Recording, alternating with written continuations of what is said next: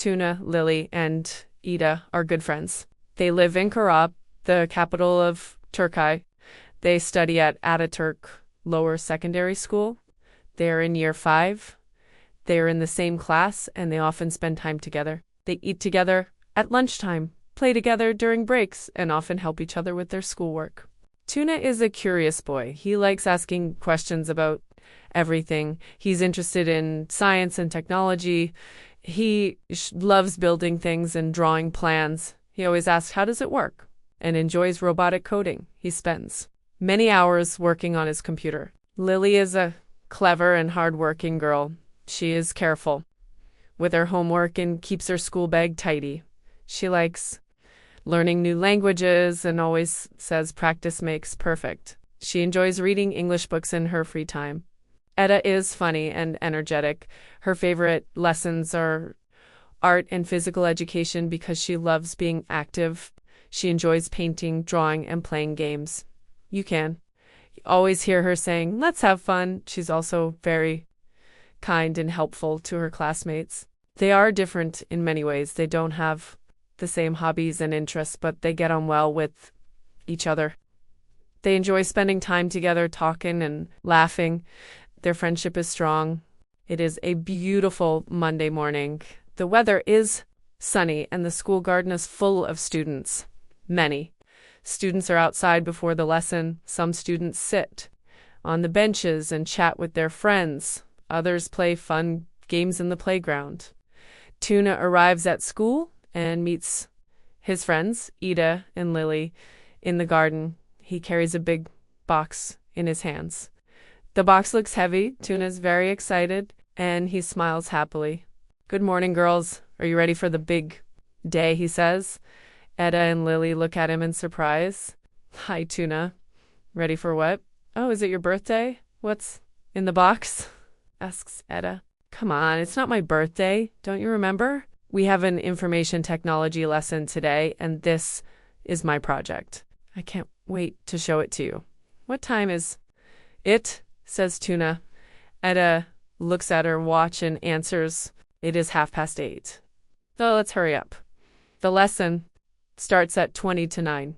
You're right.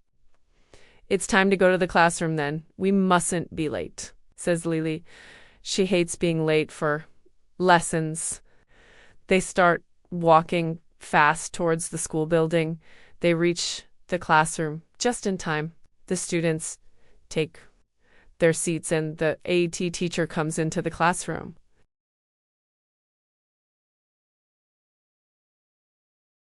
"Good morning, class," says the teacher. "Good morning, Mrs. Kaya," shouts the students all together. Mrs. Kaya looks at them and speaks. "Today, Tuna will show us his project EET. Please listen to him carefully. Don't forget to raise your hand before you speak. Let's get started." "Hello, everyone. Here is my robot. It is my IT project ECT. It can walk and talk," says Tuna. He places the big box on the teacher's desk. He opens it gently and starts the robot. Its eyes blink and it turns around in front of the smart board. All the students get surprised and they watch the robot carefully. "Hi, I am Robi. I like school, learning, and ice cream," says the robot. "We like robots that serve ice cream," jokes Eda. "Wow, that's amazing. It speaks English," says Lily. "Yeah, I'm from Turkey, but I can speak English," says the robot. "Your robot is so cool, Tuna," says Eda. "Thanks. I want to use it in our technology and drama clubs." "Well done, Tuna. This is very creative," says Mrs. Kaya. The bell rings, and it is time for a break. Now, the students enjoy playing football and volleyball during break. "Time! Hey, let's take the robot to the sports field. We can play games together." "Do you like sports, Robi?" asks Eda. "I love sports. Physical education is my favorite." "Lesson," replies the robot. "Be careful. There are many students in the sports field. You mustn't run too fast. No turbo mode," warns Lily. "That's okay. Follow me, Robi. Line up, nice and straight," says Tuna and waves his hand. Tuna, Lily, and Ida arrive at the sports field. They look around, but they can't see the robot. Tuna shouts, "Where is Robi? Oh no, is it lost?" They turn back to check the corridors, but they can't find it anywhere. "Maybe it is in the classroom," says Etta. "Let's go and find it," says Lily. 3 friends return to the classroom, but the robot isn't there. Tuna is very unhappy. Lily is excited because she sees a note on the board. It is a message from Robi. She reads it slowly. "I'm not lost, I'm fine. I'm near the books for some quiet time." "Books, hold on. Is it in the library?" asks Tuna. "I can't believe this. Let's go and see," answers Lily. The children leave the classroom and run to the library. Etta warns Tuna and Lily. Be quiet. We can't make noise here."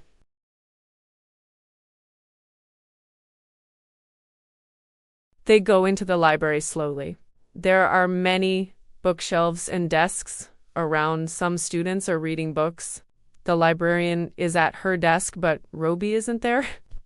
This time, Etta finds another note on the notice board and reads it quietly. It's a new message from Robi. "No more reading. It's time to eat. Where do friends and food all meet?" "Your robot is hungry, Tuna," says Etta. "It must be kidding." "Sure. It can speak English and also make jokes." "Let's go on," says Lily. Tuna, Lily, and Etta go to the canteen next. There are many tables and chairs around, but they can't see the robot. "Oh, dear. It's not here," cries Tuna. "Don't worry, Tuna. I'm sure it's okay," says Lily. They check the canteen and find a new note taped on the rubbish bin. They read the message all together. "You are smart. You are fast. Let's sing when the music starts." "Seriously, can it sing, Tuna?" asks Ada. "Why not? It can even solve maths problems," answers Tuna. Ada smiles. "Happy to hear that. Robi is my best friend. Come on.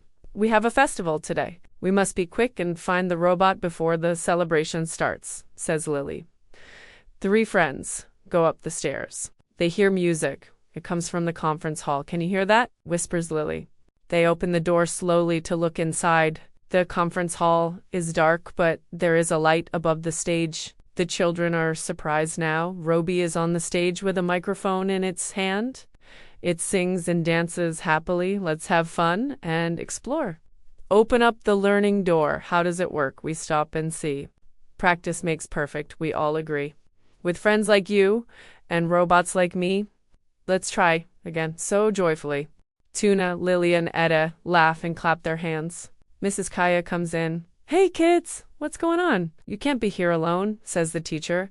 "We're sorry, madame. We are following the clues and looking for my robot everywhere," answers Tuna and explains the messages from Robi. "It's so fun. We enjoy teamwork," says Etta. The teacher speaks kindly. "That's nice, but Robi mustn't forget to follow the rules. They are important. Please write the rules and put them on your robot. This will help to remember." "Good idea," shout the children. Tuna, Lily, and Etta make a colorful poster. They write robot rules on top. Robot rules. Stay together.